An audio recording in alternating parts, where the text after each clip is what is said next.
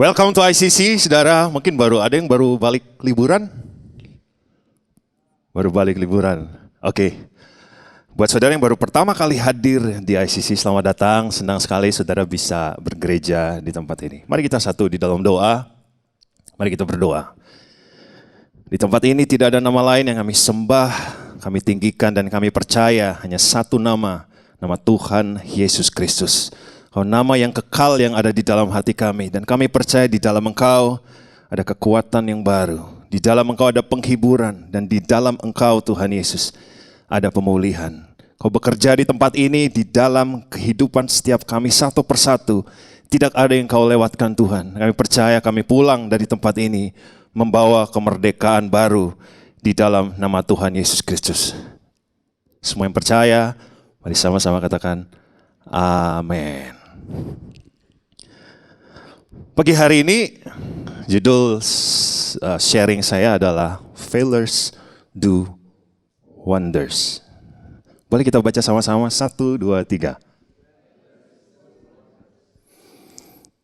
Artinya ketika kegagalan bisa mengerjakan hal yang besar di dalam hidup saya dan saudara. Saudara percaya itu, amin?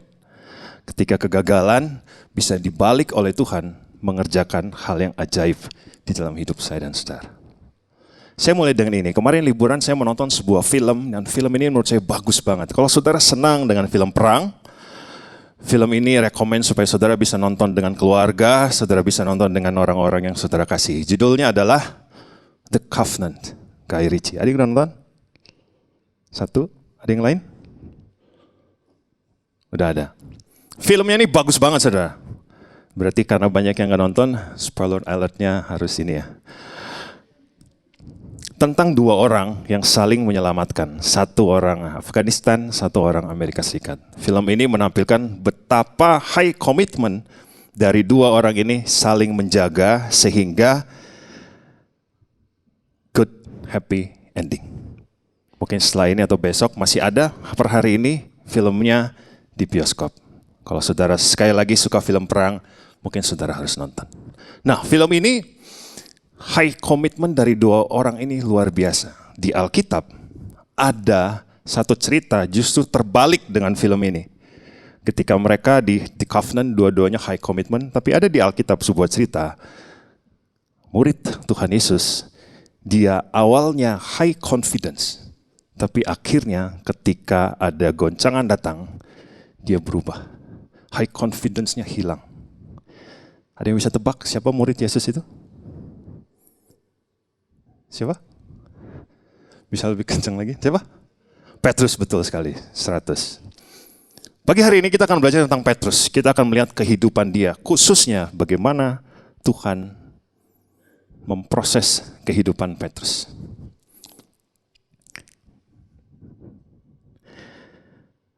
Petrus itu adalah murid Tuhan Yesus yang pertama. Kita lihat ini adalah, tadi saya sudah sebutkan bahwa Petrus itu high confidence-nya super. Dia punya kepercayaan diri yang sangat amat tinggi. Kita lihat apa kepercayaan dirinya.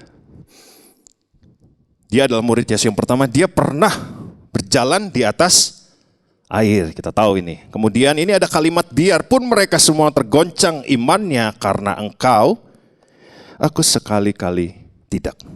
Kemudian berikutnya, sekalipun aku harus mati bersama-sama engkau, aku takkan menyangkal engkau. Kemudian berikutnya, jawab Petrus, Tuhan, aku bersedia masuk penjara dan mati bersama-sama dengan engkau. Tapi kita tahu ending ceritanya, bahwa yang menyangkal Tuhan Yesus 3 kali namanya Petrus. High confidence di awal, tapi ketika goncangan datang, ternyata high confidence-nya itu bisa hilang.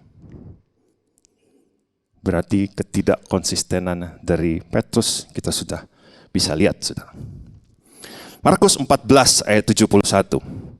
Maka mulailah Petrus mengutuk dan bersumpah, aku tidak kenal orang yang kamu sebut-sebut ini. Kita tahu Petrus itu menyangkal Yesus 3 kali, betul? Tapi tahukah saudara bahwa Petrus itu tidak hanya sekedar menyangkal.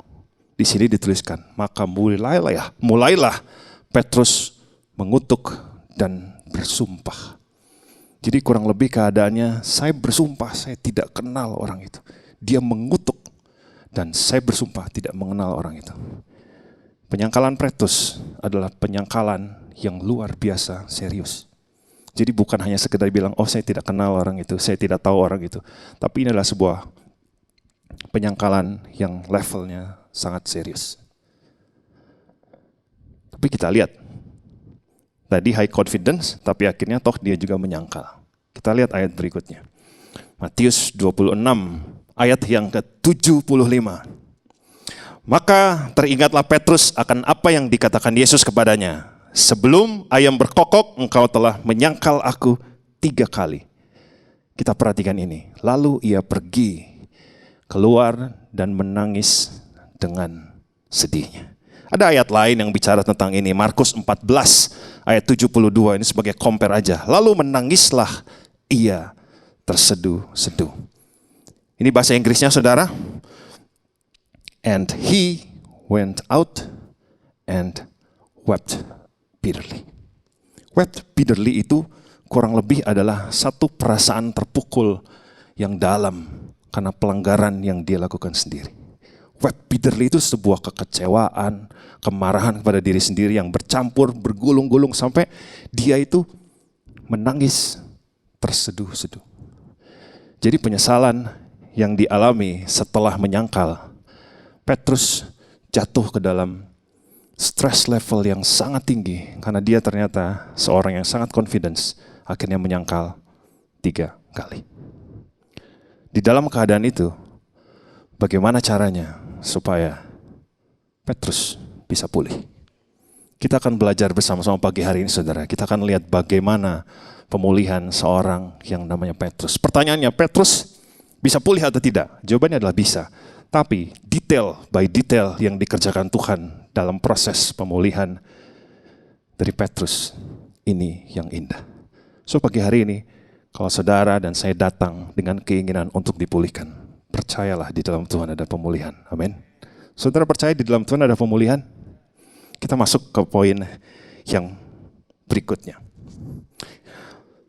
Setelah Tuhan Yesus dan Petrus tidak bertemu, akhirnya mereka bertemu. Karena Yesus setelah dia bangkit, Tuhan Yesus menampakkan diri. Kita baca Yohanes 21 ayat 1 sampai yang kedua.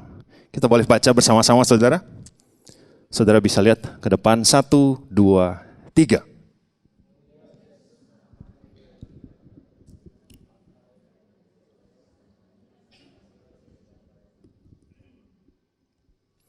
Di sini dia bertemu dengan, belum, bisa lanjut sampai yang kedua.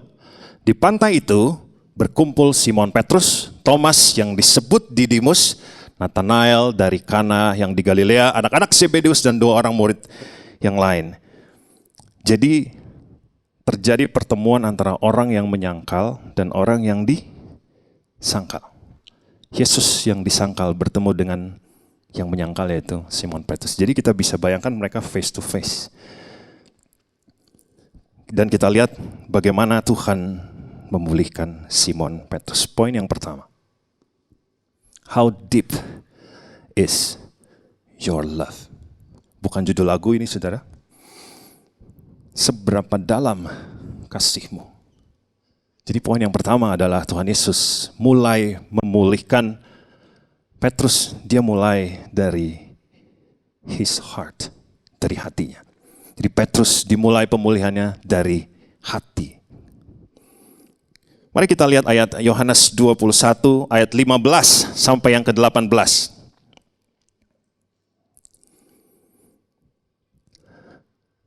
Apakah engkau mengasihi aku lebih daripada mereka ini? Kemudian Petrus menjawab, benar Tuhan, engkau tahu bahwa aku mengasihi engkau. Saudara, di sini ada yang warna kuning, kita bisa lihat, agak belajar sedikit. Ini tulisan bahasa Yunani karena Perjanjian Baru ditulis dalam bahasa Yunani. Jadi ketika Tuhan Yesus bertanya kepada Petrus, apakah engkau mengasihi? Apakah engkau agape kepadaku?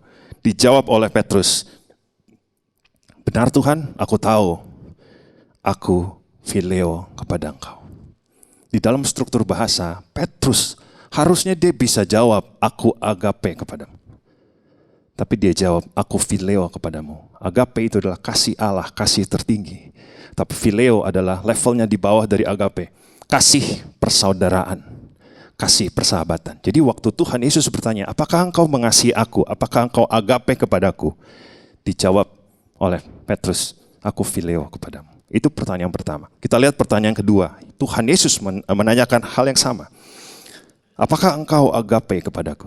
Dijawab oleh Petrus, apakah agape? Dia jawab, tetap aku phileo kepadamu. Dan yang terakhir, Tuhan bertanya sekali lagi. Dan Tuhan Yesus menurunkan levelnya. Apakah engkau phileo kepadaku? Dan kata Simon, Tuhan, engkau tahu segala sesuatu. Ya, aku phileo kepadamu. Jadi strukturnya agape dijawab phileo. Agape dijawab phileo. Kemudian phileo dijawab phileo. Maka terbongkarlah kondisi hati Petrus yang sebenarnya. Ternyata Petrus tidak mengasihi Tuhan setinggi kepercayaan dirinya. Dia tidak mengasihi Tuhan setinggi aku mau mati buat engkau, aku mau dipenjara untuk engkau. Kalau yang lain tergoncang, saya tidak akan tergoncang. Ternyata Petrus tidak sehebat itu kasihnya kepada Tuhan. Jadi high confidence dari Petrus itu tidak sama dengan eksekusi akhirnya. Katanya mengasihi, tapi kenapa menyangkal? Jadi gak heran dia bisa menyangkal 3 kali, karena kita tahu level kasihnya itu tidak setinggi dengan omong-omong yang gede tadi. Dan itu adalah masalah dari Petrus. Normalnya begini, kalau Petrus bilang saya mau mati buat engkau, ya berarti dia harus berani mati. Normalnya begitu. Kalau saya tidak akan tergoncang karena engkau, berarti normalnya dia juga tidak akan tergoncang. Tapi nyatanya dia menyangkal, berarti tidak sesuai dengan apa yang dia lakukan. Jadi titik masalahnya jelas bahwa hati Petrus trouble. Saudara percaya Tuhan itu melihat hati. Manusia itu hanya bisa menebak-nebak. Kadang benar, kadang salah. Bisa benar, tapi itu tebakan. Manusia nggak tahu di dalam hatimu. Tapi Tuhan itu melihat hati and straight into your heart. Sama seperti yang Tuhan lakukan kepada Petrus, bahwa dia bisa melihat straight into his heart. Jadi Petrus tidak bisa bersembunyi di hadapan Allah, karena Tuhan tahu apa yang ada di dalam hatinya. Hal yang sama, Tuhan juga tahu apa yang ada di dalam hati saudara dan saya. Saudara, kalau Tuhan itu adalah Tuhan yang melihat hati, harusnya pengharapan kita ada kepada Tuhan yang melihat hati ini. Amin. Gak perlu takut ketika hatimu benar. Tuhan lihat hati yang benar. Gak perlu merasa kecil, gak perlu merasa kurang. Ketika kita punya hati yang benar di hadapan Allah, Tuhan lihat hati yang itu. Amin. Jadi bersukacitalah karena hati kita benar di hadapan Allah. So gak heran kenapa Alkitab berkali-kali ngomong, jagalah hatimu dengan segala kewaspadaan, karena dari situlah terpancar kehidupan. Berarti the way untuk menjaga hidup ternyata memang benar, harus menjaga hati. Alkitab juga bilang dari dalam hati keluar segala hal yang jahat. Jadi sekali lagi balik ke hati, jaga hati, karena Tuhan bisa melihat hatimu. Tuhan bisa lihat kelicikan hati kita, Tuhan bisa lihat kejahatan hati kita, tapi Tuhan juga bisa lihat hati yang benar. Amin. Nah saudara, jadi di yang pertama ini Tuhan tuh lagi ngomong, Petrus, jadi tolong sinkronkan hatimu dengan high confidence-mu. Karena itu gak sinkron. High confidence-nya tinggi, tetapi ternyata dia gak mengasihi Tuhan setinggi high confidence dia. Dan Tuhan tuh sebenarnya kenapa ngomong supaya menjaga hati, karena gini, jangan sampai terjadi penyangkalan Petrus season yang kedua. Jangan sampai ada penyangkalan lanjutan. Karena itu Tuhan langsung bereskan hatinya. Makanya hukum kasih bilang apa? Kasihilah Tuhan Allahmu dengan segenap hatimu. So pagi hari ini saya mengajak saudara, mari kita mulai beresin your heart. Karena Tuhan sebenarnya tahu kita bisa sembunyi, kita bisa tutupin dari orang yang kita kasih sebelah kiri kanan. Tapi kita tidak bisa sembunyi dari Tuhan. Karena He straight into your heart.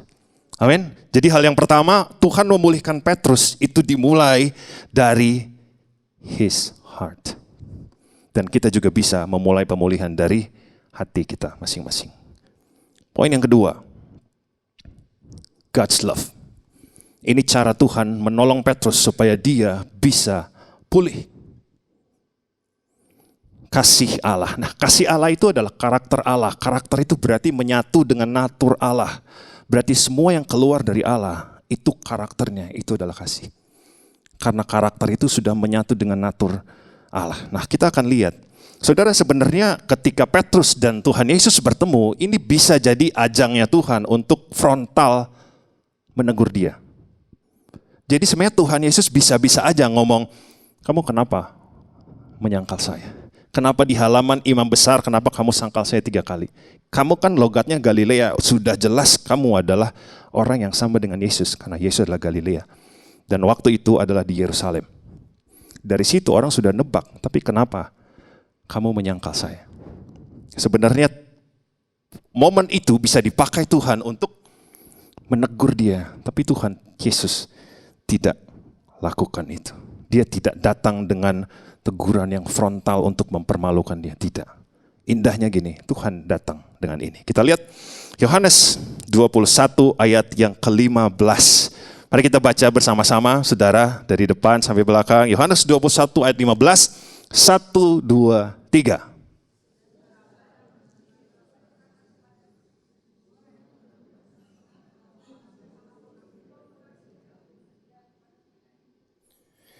Kita lihat, ini menarik saudara. Kita lihat, perhatikan ayat ini. Ada sebutan Simon, anak Yohanes. Kenapa Tuhan panggil dia Simon, anak Yohanes? Padahal Tuhan bisa panggil dia Simon Petrus, Tuhan bisa panggil dia, Yesus bisa panggil dia Kefas. Karena nama lain dari Simon Petrus dan Kefas. Kenapa dia panggil Simon, anak Yohanes? Ini ada artinya saudara. Artinya ini. Sebenarnya kata Simon anak Yohanes sudah pernah muncul sekali lebih dulu dari sini. Di mana munculnya? Yohanes 1 ayat 42. Ia membawanya kepada Yesus. Yesus memandang dia dan berkata, engkau Simon anak Yohanes, engkau akan dinamakan Kefas. Ini momen apa saudara? Ini adalah momen pertama kali Tuhan Yesus berjumpa dengan Simon Petrus. Waktu apa? Waktu Simon Petrus diajak Yesus. Engkau bukan lagi penjala ikan, tapi engkau sekarang adalah penjala manusia. Jadi pertama kali Yesus bertemu dengan Simon. Ini yang dia sebut Simon anak Yohanes. Kemudian keadaannya nggak cuma gitu saudara. Keadaan itu di Danau Galilea sama dengan 3 tahun yang lalu waktu dia menjadi penjala manusia. Itu juga di Danau Galilea. Itu juga keadaannya sama, sedang menjala ikan. Keadaannya sama persis. Jadi apa maksudnya Tuhan Yesus memanggil dia Simon anak Yohanes? Tujuannya adalah gini. Tuhan Yesus mau putar balik nostalgianya ke belakang. Peristiwa itu adalah peristiwa ketika dia menjadi penjala manusia. Kenapa Tuhan lakukan lagi Simon anak Yohanes? Karena ini, Tuhan ingin sampaikan bahwa Petrus itu tetap berharga di mata Tuhan. Bahwa Petrus itu penting bagi Tuhan. Bahwa kehidupan Petrus itu jauh lebih penting daripada pelanggaran yang dia lakukan. Bahwa Petrus itu jauh lebih berharga daripada penyangkalan 3 kali yang dia lakukan. Even itu dia menyangkal gurunya sendiri. Kenapa Tuhan Yesus bawa Petrus ke momen 3 tahun sebelumnya? Tuhan Yesus mau supaya Petrus kembali dan lakukan lagi apa yang menyenangkan Tuhan. Menjala manusia itu menyenangkan Tuhan. Jadi sebenarnya Tuhan Yesus tidak mempermasalahkan his faults, kesalahannya. Tapi justru Tuhan Yesus lebih tertarik untuk melihat hidupnya, dan Tuhan bisa pakai Simon Petrus lagi. Bisa dipakai lagi oleh Tuhan Yesus. Saudara bisa lihat, ini adalah kasih Tuhan. Ketika Tuhan tidak melihat pelanggaran kita, Tuhan tidak melihat kesalahan kita, Tuhan tidak melihat kegagalan kita, tapi Tuhan justru lebih tertarik melihat hidup kita. Amin. So, mungkin kita nggak luput dari kesalahan, nggak luput dari hal yang salah. Kita pernah melakukan kesalahan, pernah gagal, pernah jatuh. Tapi tahukah saudara, Tuhan lebih tertarik melihat hidupmu daripada kesalahanmu. Tuhan jauh lebih tertarik untuk membentuk hidup kita, bukan mengingat-ingat kesalahan apa yang kita pernah buat. Tuhan jauh lebih fokus ingin mengembangkan adalah hidup kita, supaya Tuhan bisa pakai hidup kita jadi berkat untuk orang lain. Sama seperti Petrus, sekalipun dia jatuh segitu dalamnya, tapi tetap Tuhan tetap kepada pendiriannya. Apapun yang terjadi, saya rindu tetap memakai hidupmu lagi. Saudara rindu dipakai Tuhan, amin? So don't worry about your faults. Jangan khawatir tentang kegagalan, kejatuhan, hal-hal masa lalu. Karena sesungguhnya Tuhan jauh lebih rindu untuk memakai hidup saya dan saudara. More than your faults. Jadi Yesus waktu itu datang gak sindir-sindir. Dia gak ngungkit-ngungkit kesalahan dia yang lalu. Dia gak singgung-singgung kesalahan dari Petrus. Yang dia lakukan justru bagaimana caranya supaya Petrus mengerti Tuhan mau pakai hidupnya lagi. Saudara, orang yang diampuni, yang tidak diingat-ingat lagi kesalahannya, itu sukacita enggak? Itu sukacita. Saya jadi ingat. Di dalam Mazmur 103 ayat 12, ini adalah Mazmur yang ditulis oleh Daud. Sejauh timur dari barat, demikian dijauhkannya daripada kita pelanggaran kita. Yang ngomong ini adalah seorang pembunuh, karena dia membunuh Uria. Yang ngomong ini adalah seorang penjahat. Tapi Daud bisa ngomong, sejauh timur dari barat, dari ujung ke ujung, dilemparkanlah pelanggaran saya. Berarti Tuhan itu bukan Tuhan yang mengingat-ingat kesalahan saudara. Dia jauh lebih fokus kepada your life. Itu jauh lebih penting. Kenapa? Karena hidup kita bisa dipakai untuk jadi berkat bagi orang lain. Amin. So di sini kita mengerti bahwa hidup kita berharga. Amin. Saudara bisa bilang kiri kanannya, hey, hidupmu berharga di hadapan Tuhan. Hidupmu berharga di hadapan Tuhan. Lepas dari segala kesalahan yang pernah kita lakukan, lepas dari segala kegagalan, kejatuhan, dan hal-hal yang dipandang orang tidak baik, bahkan dipandang hina oleh Tuhan. Jadi di sini kita lihat kasih Tuhan mengubah Simon Petrus. Dan saya percaya kasih Tuhan juga bisa mengubah saya dan saudara. Amin. Amin saudara. Jadi sekali lagi Tuhan jauh lebih tertarik kepada hidup saya dan saudara. Lebih dari segala pelanggaran, segala kesalahan, kejatuhan, kekurangan, hal-hal yang hina yang kita punya. Karena Tuhan mau pakai hidup saya dan saudara. Kita masuk ke poin yang ketiga. Jadi itulah tadi kasih Tuhan. Poin terakhir saudara. Future goals. Kurang lebih artinya adalah target dari masa depan. Target masa depan. Kita baca sama-sama Yohanes 21 ayat yang ke-15. Kita boleh baca bareng-bareng sekali lagi. Yohanes 21 ayat yang ke-15. 1, 2, 3. Sesudah sarapan,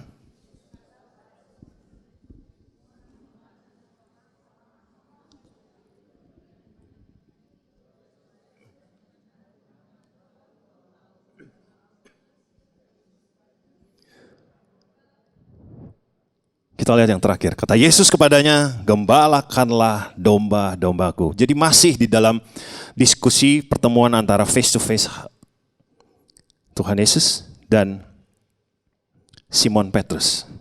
Jadi kata Yesus kepadanya, gembalakanlah domba-dombaku. Jadi Tuhan nitip, tolong gembalakan domba-dombaku. Saya mikir kenapa Tuhan tidak menitipkan harta benda? Kenapa Tuhan tidak menitipkan harta kekayaan emas dan perak? Kenapa Tuhan justru titipin domba-domba? Domba-domba itu bukan domba beneran di sini, maksudnya adalah jiwa-jiwa, people. Kenapa Tuhan justru menitipkan domba-domba? Apa yang dititipkan itu adalah hal yang paling berharga bagi Tuhan. Berarti domba-domba jauh lebih berharga dari harta kekayaan, emas dan perak, dan hal materi lain yang bisa dihitung. Itu berarti saudara apa? Di sini Yesus sedang menitipkan hal yang sangat-sangat berharga bagi Petrus. Domba-dombaku itu bukan domba-dombanya Petrus, tapi itu adalah domba-dombanya Tuhan dititipkan ke Petrus. Itu bukan punya dia. Berarti dia harus hati-hati take care domba itu. Dia harus sungguh-sungguh, karena domba itu bukan punya dia. Itu adalah domba-domba Tuhan. Jadi dia harus benar-benar menjaga, dan ini adalah tanggung jawab besar. Sudah tahu, domba itu enggak semuanya oke. Ada domba yang kuat, ada domba yang lemah. Ada yang suka lari-lari sendiri, ada yang suka menghilang. Masih ingat perumpamaan domba yang hilang? Dicari gimana caranya sedemikian rupa, masuk keluar bukit ke jurang. Itu ada domba yang kayak gini. Jadi menggembalakan domba itu tidak mudah. Menjadi kita juga harus respect kepada elit, saudara.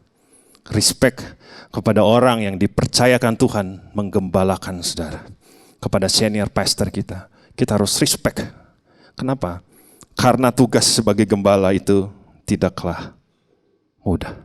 Dan itu yang diberikan Petrus, yang itu diberikan Yesus kepada Petrus. Nah, saudara, ini adalah tanggung jawab besar.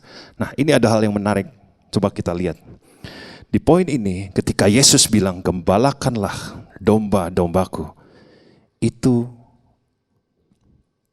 sebenarnya Tuhan sedang membawa Petrus kepada masa depan yang lebih baik.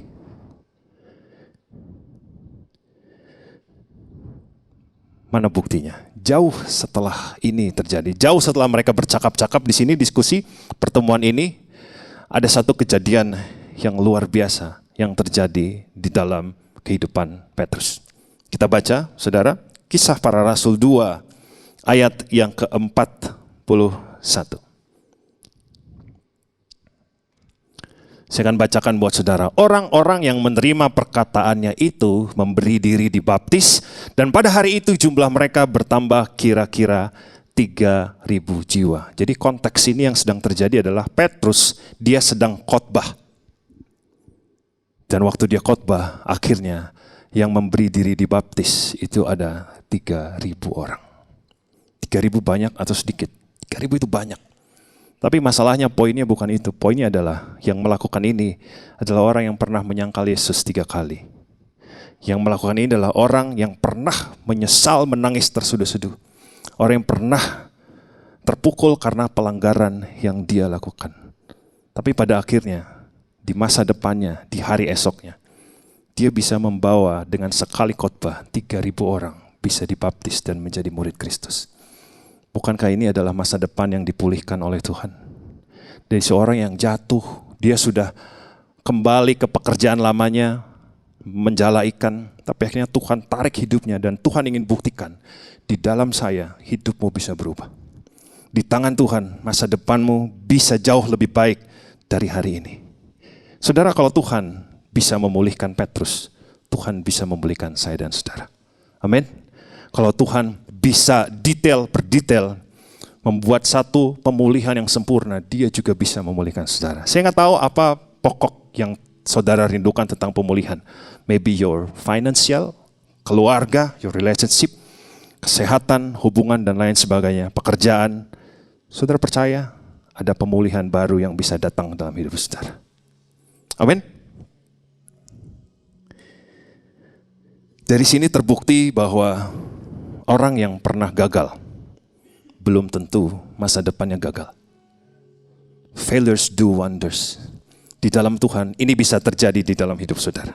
Kita tahu bahwa Tuhan itu master of surprise. Di Alkitab banyak orang yang dijungkir balikan oleh Tuhan. Dari narapidana dia bisa menjadi orang nomor 2 di Mesir, adalah Daud. Dari seorang Yusuf, ada seorang gembala bisa jadi raja di Israel, lah itu Daud. Dan banyak orang yang dibuat seperti itu hidupnya. From zero to hero, from no one to someone, from nobody to somebody. Jadi masa lalu yang kelam, masa lalu yang jahat, yang gagal, percayalah Tuhan bisa menjungkir balikan keadaannya sehingga masa depan kita jauh lebih baik dari hari ini. Saudara percaya, amin? Mari kita bangkit berdiri bersama-sama.